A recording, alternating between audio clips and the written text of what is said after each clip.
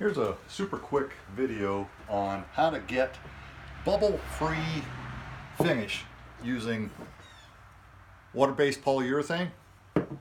And a lot of people talk about having trouble with bubbles when they use a water-based poly. And I don't seem to have that problem. Maybe it's because of my process, so I thought I would share that.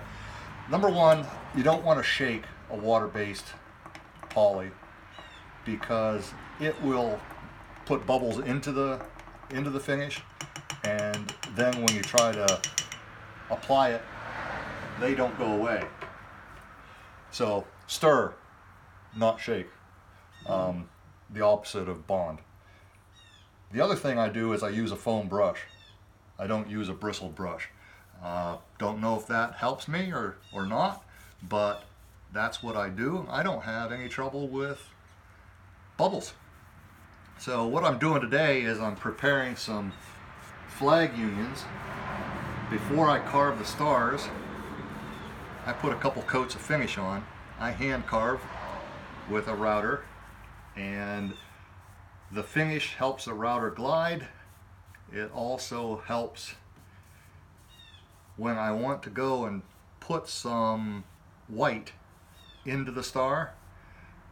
I can do that, and if I get any up on the blue part of the union, I can easily wipe that off before it dries, of course. And so do 2 coats of this,